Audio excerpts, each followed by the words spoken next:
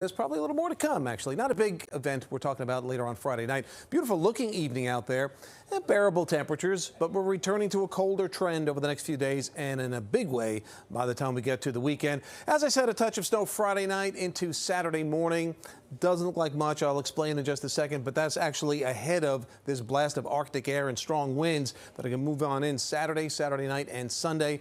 We could potentially see wind chills in parts of the area 25 below zero. Even in the city could get to 10 to 15 below zero. So cold weather advisories, if not warnings, will go into effect, I think, as we get closer. Slow recovery next week as we gradually come out of that deep freeze, but still no real push of very, very mild air heading our way, at least not in the next 10 to 12 days. It's not going to happen, I don't think. 32 in the city, same thing Caldwell, 34 over at Newark.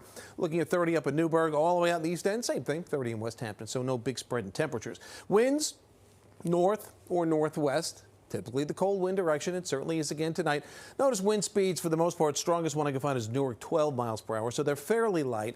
So our wind chills aren't terrible. Feels again like we're in the 20s for the most part across the area with the wind chills. Satellite perspective, we're starting to see some high clouds drift up from the south.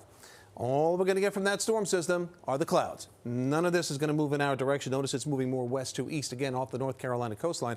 They're washing away a little bit of their snow with some rain finally down there.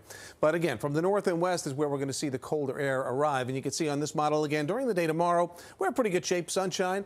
Temperatures struggle to get to around freezing. And then we watch the clouds roll in during the day Friday. And then Friday night, we start to see this first push of some snow showers and maybe an isolated snow squall or two, and pushing out of here during the first part of the day on Saturday, then just cold winds behind it. So this particular model, we hone in a little bit closer. It's fine through Friday afternoon, 2:30. There are your snow showers to the west, and look how quickly this one moves through. But what it does, notice eastern Long Island. It keeps the moisture lingering there right into Saturday afternoon. That's why I think eastern Suffolk County may see a couple of inches out of this as opposed to the city, which probably will end up around here, 1.2-ish or so. Both models keeping us in that same range. So an inch or so for most, maybe an isolated pocket of a 2-inch snowfall, and that would be about it. And best chance for that would be out east. Could be a fine powdery snow, too. 31 tomorrow, 30 on Friday. Both days are dry. It's the snow Friday night. If you're traveling Friday night, be careful, because there could be an isolated burst of snow and a squall.